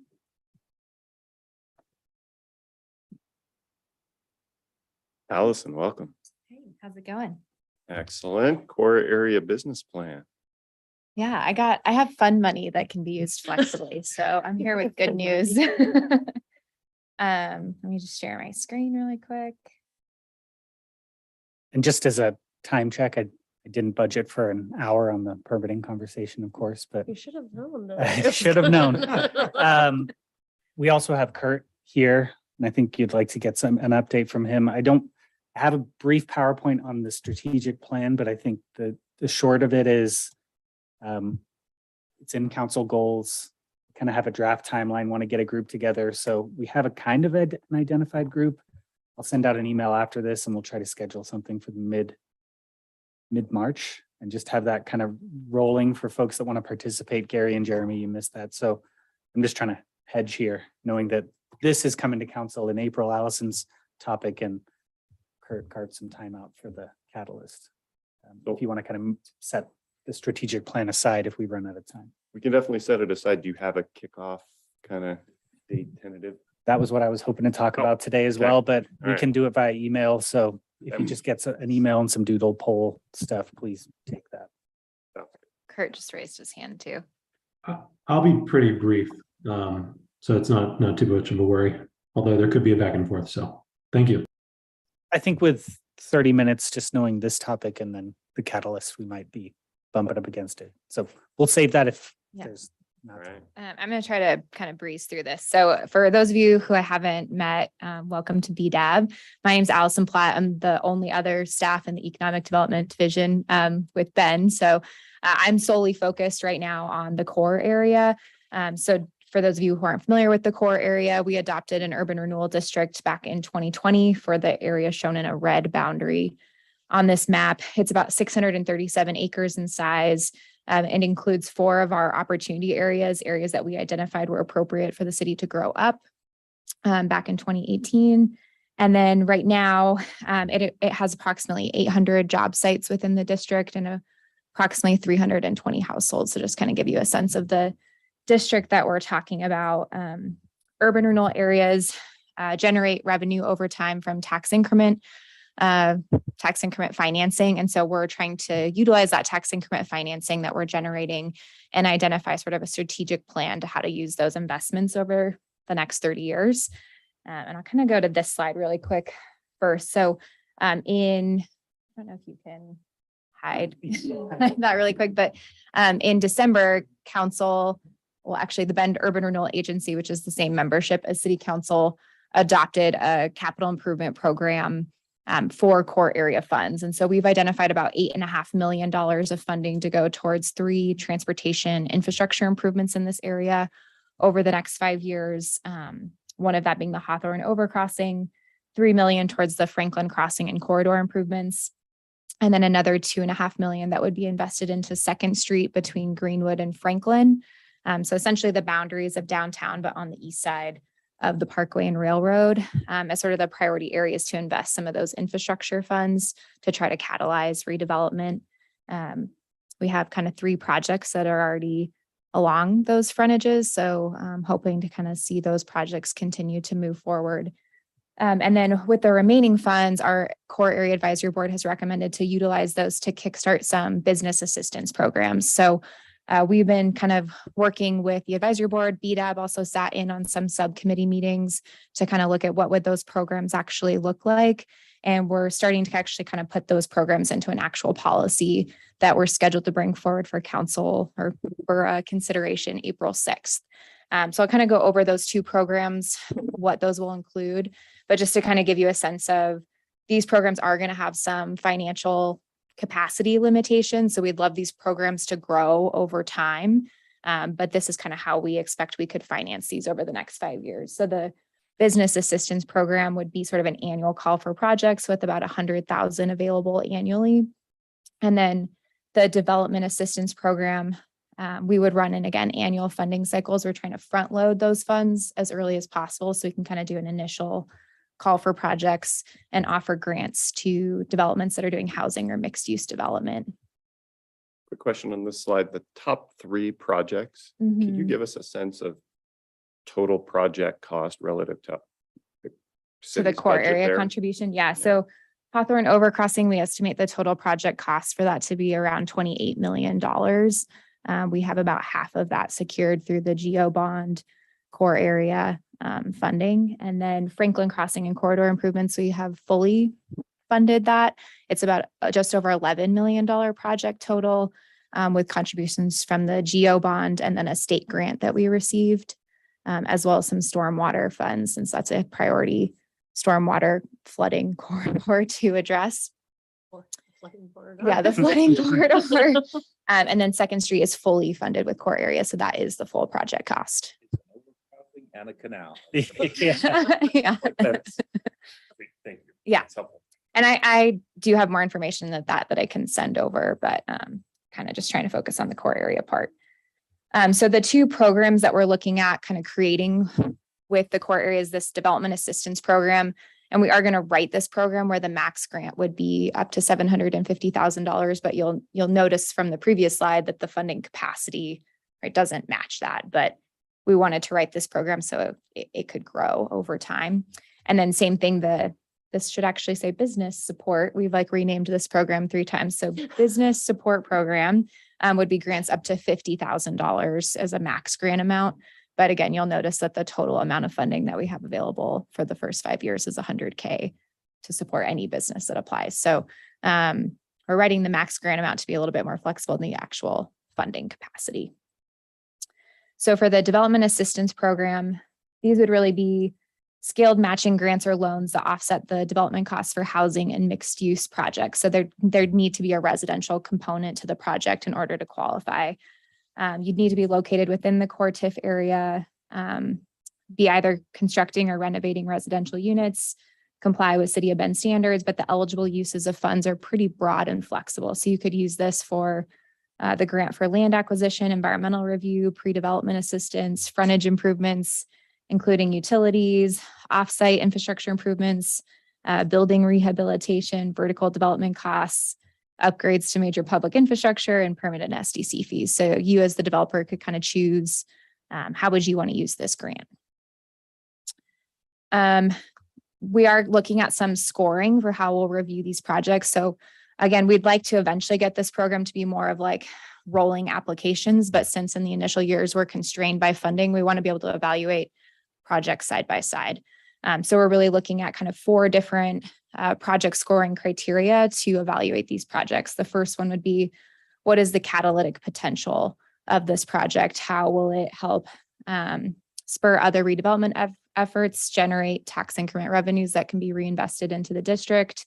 And then there's sort of a focus from the core area advisory board to support projects that are in higher risk, higher market risk areas, such as the Bend Central District, in comparison to like the Core Pine opportunity area that is a little bit more located to some higher, more amenities in the district. What is the community benefit of the project? So are there design elements of the project, such as energy efficient, green building features, active ground floor uses, open space or plazas that are incorporated into the project? Is the project sort of a housing project? Does it include mixed income? Is it a mixed income project? Does it include affordable housing, middle income housing, or transitional housing? We also, it's not kind of demonstrated on this short slide, but in the actual program policy, really looking to kind of focus on some priority uses. So are they including food or beverage, arts or entertainment uses? Childcare is obviously on the list. Makers district is also something that kind of came up, are there maker businesses? And we have sort of a definition for that in the program as well. And then what's the demonstrated need for the financial assistance? Is this project running into kind of significant or unique project challenges that they're hoping to use the funds to overcome? How have they sort of demonstrated that these funds are needed to support the feasibility of their project? And then lastly, what are sort of the equitable outcomes of this project? So what's the diversity of the development and the ownership teams? Who will the future users of the project be? Will any of the future tenants, if it's a mixed use project, include like local or small business, or businesses that are owned by minorities, women, or veteran owned businesses? It kind of gives you a little bit of the sense of how we're looking to kind of evaluate projects side by side. Question on that. How do you, this is great, by the way. It's like a very comprehensive scoring system covering a lot of, I think, important elements to a project. When you put that out there, though, then you have to audit it. Have you considered the resources required to annually audit to make sure that these projects that do receive funding actually Follow through? follow through? I think at least the way I'm hoping to kind of structure this program is that it's written flexibly enough where there isn't as much oversight as like our affordable housing program, right? Where they are required to enter into a deed restriction in order to receive those funds. The amounts and grant amounts that we're talking about at this time, I don't necessarily think merit like we're requiring that you follow through with the deed restriction unless you're taking advantage of some of our other affordable housing development incentives. Like this is really just to get housing in the ground in the core area. I think obviously the project needs to be consistent with what they included in their grant application. If they say they're putting in like a 10,000 square foot plaza, and then when it gets built, there's like a 1,000 square foot plaza, like I definitely think that there's some community concern around that. But I think most of the projects will be in for site plan review by the time that they're applying, that we'll have a sense as staff of, how much are they actually able to follow through with that. Catalyst actually received some of this money. No, this funding isn't available yet. And then project timing. So when can you apply, and are people going to potentially reserve or earmark this funding and then not utilize it very quickly? Yeah, so we're planning to run this in annual grant cycles. So the first grant cycle would occur in like winter Q1 of 2024. And that would be that $650K that we'd issue sort of a request for proposals or applications, see what projects we get in, and then evaluate those side by side to determine how we allocate those $650,000. We're expecting those application reviews to be done by 3 core area advisory board members and 2 borough members who would make ultimate recommendations to the full urban renewal advisory board, which is city council. These would be reimbursement-based grants. So they would give us sort of, this is what we're planning to use the funds for. We would enter into a grant agreement with them. And then they would, bill us essentially they would send us an invoice that proves that they use those funds the way that they were intended to. So we kind of have a little bit of teeth there in setting up the grant agreement. And then we're asking that these funds be used within 24 months of that grant agreement being executed to ensure that the funds are actually being utilized. Gotcha. Could you go back to the slide that had what they can be used for? Sorry, I was just Sorry.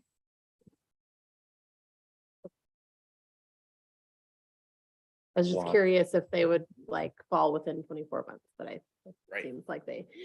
And for that amount of money, are you going to take all of those criteria, restrictions, and go through your application process? I wouldn't spend the time for that amount of money. Yeah, but it could be like on a $3 million item, you're going to ask for the $600,000. I mean, any one of those could check the box. Yeah. Yeah, I think, pretty easy. some of the developers that we are expecting to apply for this program, they're most likely going to be using it to offset some pretty significant infrastructure investments. So we're talking about a $50 million investment into a site, and they're getting, a $200,000 grant for some infrastructure improvements. So, the scale of the projects are likely going to far outweigh these grant programs. But you don't have any. But we- $50 million projects in the central district. Yeah, so I mean, the Killian Pacific project located at 310 Southwest Industrial is a $90 million investment into that site. The former Les Schwab site, they're looking at a $50 million investment into that site. The Timber Yards site, the master plan area, they're looking at subdividing that into about 7 lots that all will be about $100 million investment on each lot. So pretty significant investments planned in the core area over the next 5 to 10 years. So it doesn't sound like there's any like back end requirements or restrictions, but on the front end application process is as streamlined as possible to, I think, at this point, just like if you're gonna apply for it and it's not equally the amount that you need, or not a significant amount given the project, making that process as simple as possible. Yeah, I think we're kind of expecting it to be sort of like a Microsoft form or something, staff will be administering it in-house. We might use the same software as the affordable housing program. We're sort of still evaluating our options, but I do expect it to be like a PDF form or an application form that's pretty simple. And then the scoring process is obviously going to be the most cumbersome part of it. So is it preferable to have it be, right, given the amount of money and development that you expect, is it permissible to have this complex and comprehensive of a program, or would it be more effective to just say, if you do this development in these areas, you can apply for credit to your SDCs or something, rather than having to go through that whole, because like all of those projects are going to have way more SDCs than their grant would be, right? Would that be a way to simplify the process? We can't just waive SDCs without identifying a funding source to backfill those SDCs unless we're updating our SDC methodology, which we are, but Purposes, right? yeah, I mean, they could use it, but we're still limited by the total amount of funding available. So who's getting to determine who gets that SDC amount and for how much? So my question on this is really one of like, does it have the desired effect due to timing? So if I'm a developer on my own timeline, developing my own property, I've got to lock in my capital stack at a certain point, irrespective of an annual application process. So have you polled kind of developers to say, does this actually move the needle because it's on our timing, not yours? Yeah, I mean, I think most of them will, from the conversations that I've had with some of the developers, they'll accept the funds whenever I'm able to offer them. But yeah, I mean, I hear your Whether they do the project or not. They're going to just be. yeah, none of these grants I think are sort of like a make it or break it. It definitely significantly helps. It's an added incentive. You know, I think some projects are running on razor thin pro formas, and this does, really help get their investors to feel more comfortable, right? But it's not necessarily like this is going to dial in my pro forma. I think a lot of folks are hoping to stack this with the MUPD program. So they get a grant for some of the infrastructure. They're getting the MUPD program to help offset some of their operating costs on an annual basis. And that is able to move the needle enough for them to be able to move forward. It's almost symbolic, which is not nothing. It shows the city's investment, but it's not going to make a project go on a certain timeline. It's just one more thing. Yeah, again, I would love for this program to be on sort of a rolling first come, first serve basis, but I just don't think that we have the funding capacity to allow for that at this time. Okay. Good. Once we get one of those projects in the ground, then we might be able to kind of reevaluate. So the second program, this is more of a small business assistance program with grants up to 50,000. But again, we'd have about 100K annually to offer these grants. We talked a lot with the city of Beaverton when we were shaping this grant program to learn a little bit more about how they structure they actually had two programs that they're now combining into one. We were looking at doing two programs and ended up deciding to combine it all into one. So these would be matching grants to support upgrades to either building facades, frontage areas, or for any necessary internal building and site upgrades to improve the customer experience, the aesthetics and safety of the district, and business success. So again, pretty flexible use of the funds. You can use it for internal or external upgrades, pre-development assistance, or permitting fees. In order to be eligible, you need to be located within the core TIF area, be an existing permanent structure with an existing or planned ground floor commercial use. And the business tenancy must be demonstrated either through ownership, lease, or a letter of intent to lease the space, comply with all applicable city of Bend standards. And then you must have either the building owner or the tenant with owner authorization would be applying. We're planning on offering this program in sort of two tracks. So one would be a design assistance grant where they could receive $5,000 to $7,500 to just do some conceptual concepts for their building. City of Beaverton found that they were able to offer this in a lot of businesses, that just totally lack, they're really great business owners, but have no idea how to enter in sort of, how do I improve my frontage or my building facade? Just no sense of kind of what the next steps for that would be. The city of Beaverton actually hires the consultant teams for those businesses to utilize their contract so that they're able to kind of get this concept for what improvements they could make to their business and a cost estimate. And they found that 80% of those businesses move forward with actually making improvements to their site. So we're evaluating options for us to use like a city selected design team to offer these conceptual kind of concept design assistance grants. Redmond did it. Yeah, Redmond offers up to 15 hours of design to be reimbursed. That you're contracted with. Oh, okay. I didn't know that.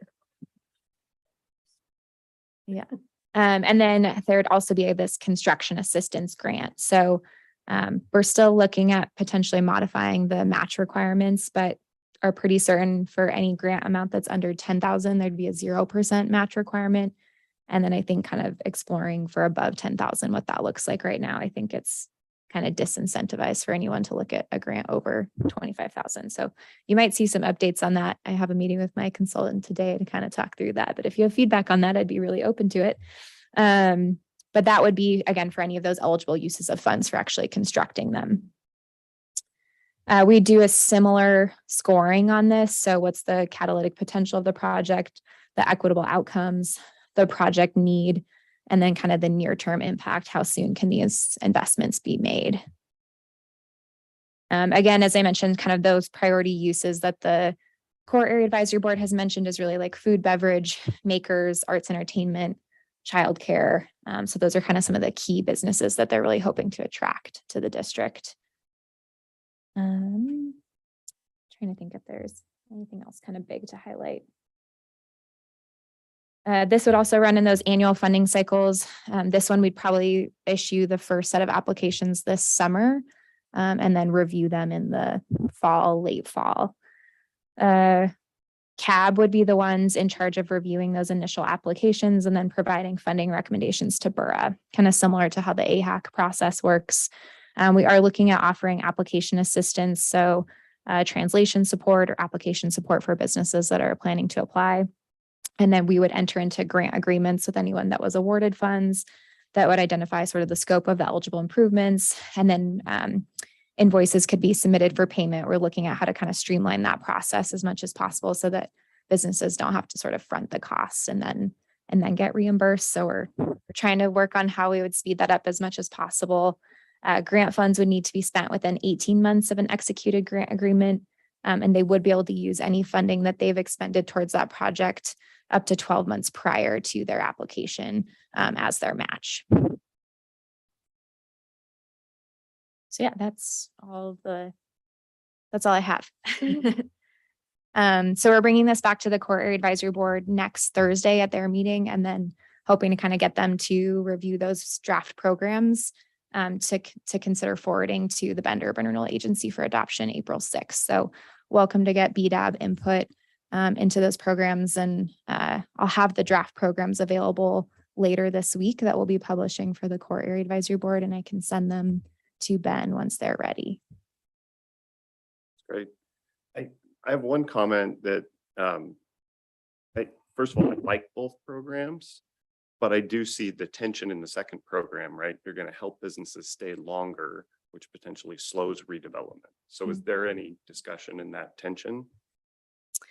I think we talked a little bit about, do we really want to invest in buildings that we feel like are more prime for a full redevelopment than just reutilization. And so I think we kind of have that criteria in the policy of like, are these improvements likely to last? But maybe we could extend that. Right now, I think it just says last more than 5 years, but maybe that's something where we think about, are these improvements likely to last more than 10 or 15 years to try to kind of get a little bit more at that point.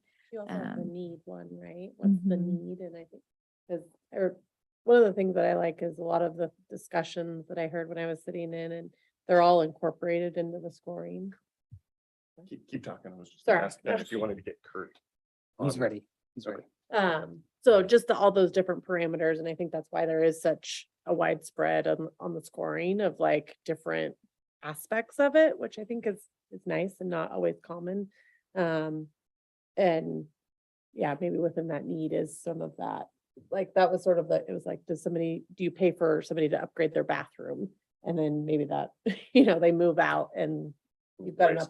Yeah, it's sort of not money that stays within that area, but The other solution is just the stakeholders who will be deciding. I think they'll have the right perspective to make sure money is not wasted in that district. So I think that's Yeah. And I fine. think, you also have to have the owner authorization. And I think if an owner was planning to redevelop in a near-term timeframe, they probably wouldn't be as open to major improvements going in on their building.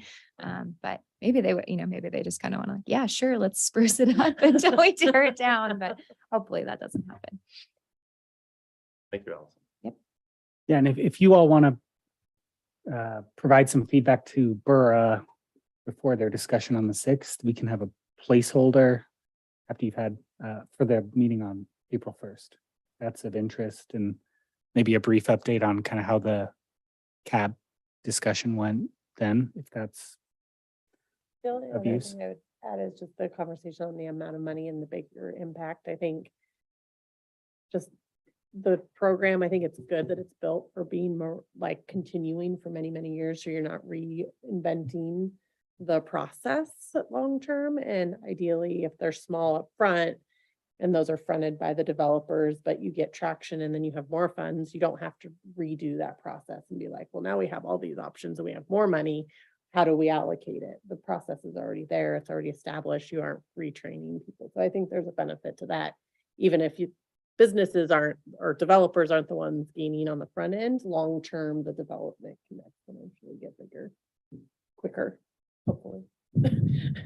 Good system design from that standpoint. Yeah. Great. Kurt, are you there? I am.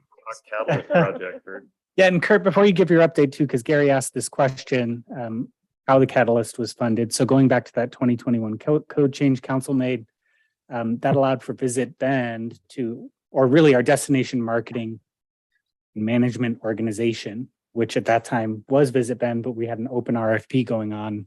The Visit Bend then won. So whoever it may be, allowed them to invest funds in tourism related facilities. Kurt got funding for the catalyst through that. One of the first private entities to kind of pursue that. It's open to public and private organizations. And now there's all sorts of exciting stuff happening pretty quick. So we wanted to get Kurt in brief update. Yeah, thank you, Ben. Yeah, so like Ben said, can everyone hear me? I'm getting reverb. Like Ben said, I applied for the Visit Bend Sustainability Grant, in summertime, and I was awarded it around October. The grant was for $450,000, so it's a sizable grant. It's actually turns out, because after you pay taxes, about $300,000, which is still sizable and amazing. The grant was for, and I think people on the board have probably seen on the news, but it was for a kind of community event space, gathering space, food access, and kind of beer and alcohol potentially on the site. And once I received that grant and we got some public interest in it, and we've got some news channels to do some exposés on it, Spoken Moto reached out to me through Stacy Stemich of Stemich Architecture.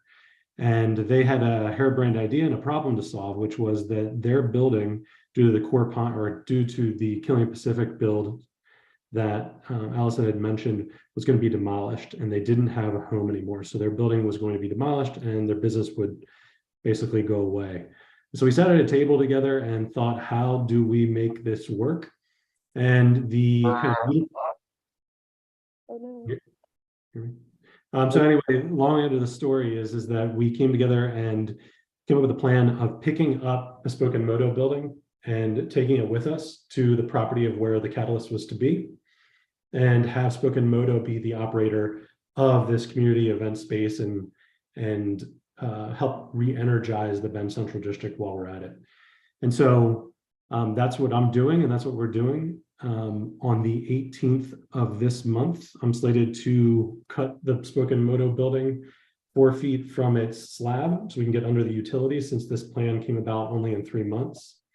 And we're going to take an interesting route because we have to get around the railroad system, but we're going to go down Wilson, up 9th Street, past Bend High, then down Franklin and hit into the Bend Central District, where that building will slide into where it will be on the site for the site plan, until building permits are released by the city, at which point I'll drop the building, get it slabbed, get it stabilized, and then do the site updates to create the original Catalyst idea, but with an iconic business as the main tenant.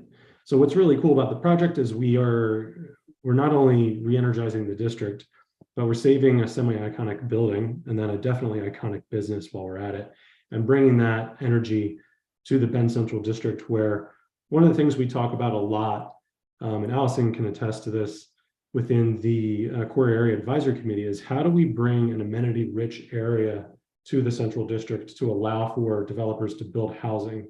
Without amenities, most developers don't want to put housing in a district. And I think that bringing Spoken Moto to the area will do literally just that. And so Allison's there has been an awesome and big help. Ben has been an amazing help. And so has Travis with a lot of insurance questions and answering a lot of my harebrained phone calls on the regular.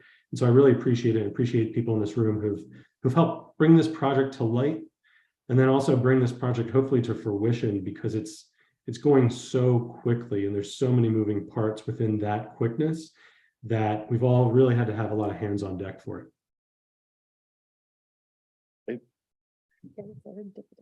Yeah, thank you for the quick updates. Anybody have any comments? I want to be respectful of everyone's time. We're bumping up against the 2 o'clock hour. Curious what makes those, I mean, I love Spoken Meadow, nothing. What makes that building so iconic? Is it on a historic registry? Is it? What's driving that need I to? think it is. I think it would be considered historic, but I don't think it's on a registry. Why it's iconic is that if you were to walk into that business looks unlike any other business in Bend in that its aesthetic is that reduce, reuse, recycle. You walk in there and it has the history of what Bend was, which was the lumber town. I think that we are very quickly losing that, much like all the developments we're talking about on that edge of the core area. It's the idea that we can continue to pay homage to a building like that and pay homage to our history, and then pay homage to a business that exemplifies that is why I was kind of calling it a semi-iconic building. But you might disagree. No, it's Yeah. great. Good luck on the move in 2 weeks, Kurt. Next time we see you, they'll have a building on your property. Thank you very much. Excuse me, someone has their hand raised from the public. It's not public comment anymore. Well, I think the meeting's going to have to adjourn. It isn't public comment period, but thank you everyone for your time and we'll see you in a month.